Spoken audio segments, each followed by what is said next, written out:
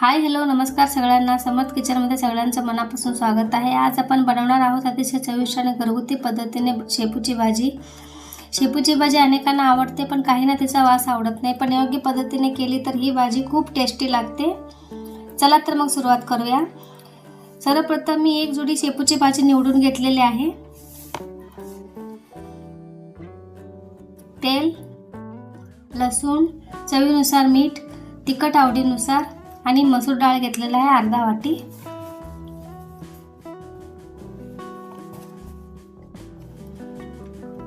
एका बाउलमध्ये आपण मसूर डाळ 15 ते 20 मिनिटं पाण्यात भिजत ठेवायचं आहे. आणि हे भिजेपर्यंत आपण शेपू 2 ते 3 वेळा पाण्यात चांगली धुवून बारीक चिरून घ्यायचं आहे. शेपूमध्ये बारीक माती असतं, म्हणून भरपूर पाण्यात 2-3 वेळा आपण धुवून बारीक चिरून घेणार आहोत.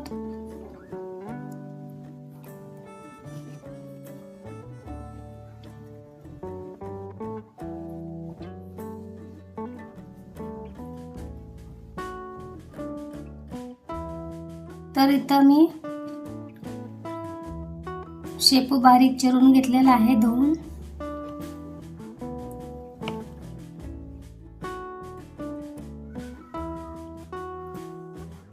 तर लसूण सोलून घेतलेला आहे, लसूण ठेचून घ्यायचं आहे आता.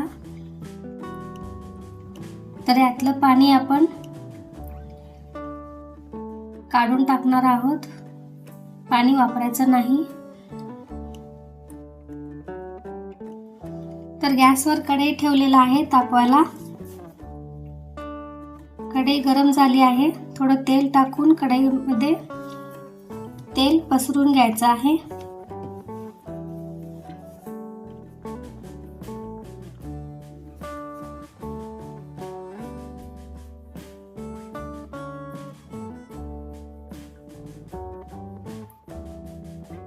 अजून थोडं तेल टाकते.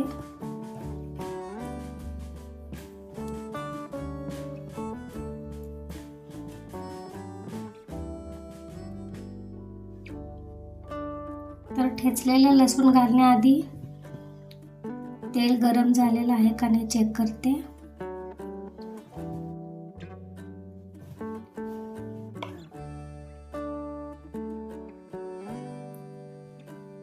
तेल गरम झालं आहे, तर आपण लसूण या तेलात टाकूया आणि छान परतून घेऊया.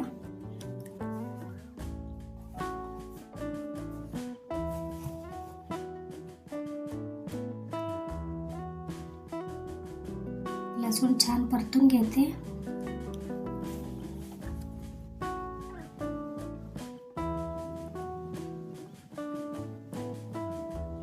कच्चा वास जाईपर्यंत लसूण छान परतून घ्यायचा आहे. आता चिरलेली शेपू घालून छान परतून घ्यायचं आहे शेपू पण.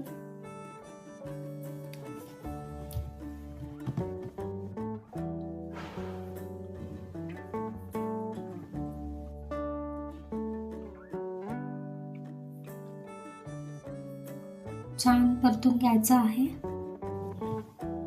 सुरुवातीला शेपू जास्त वाढते, पण शिजल्यावरती कमी होते.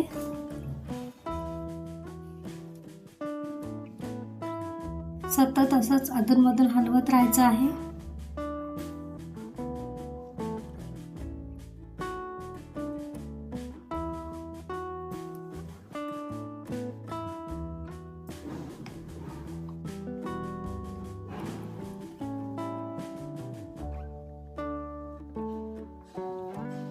बघा शेपू कमी झालं भाजी. तर आता आपण मसूर डाळ घालायचं आहे आणि व्यवस्थित मिक्स करून घ्यायचं आहे.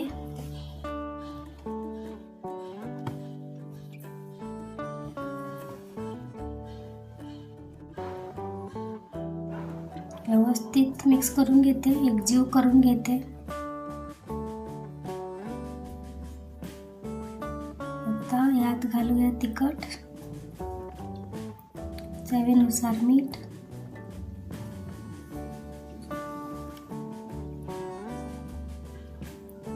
आता आपण परत व्यवस्थित मिक्स करून घेऊया. मी काही पाणी घातलेलं नाही आहे भाजीला, पण भाजीला पाणी सुटतं त्यातच आपण शिजू द्यायचं आहे.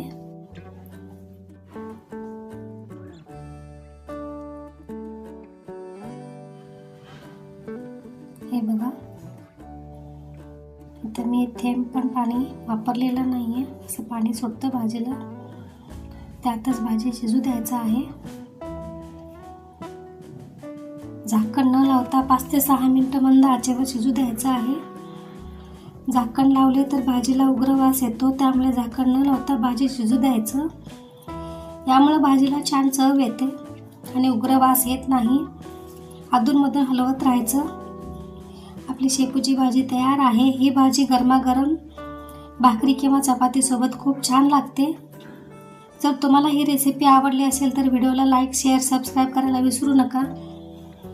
कमेंट करून सांगा भाजी कशी झाली. पुन्हा भेटूया एका नवीन रेसिपीसोबत. धन्यवाद.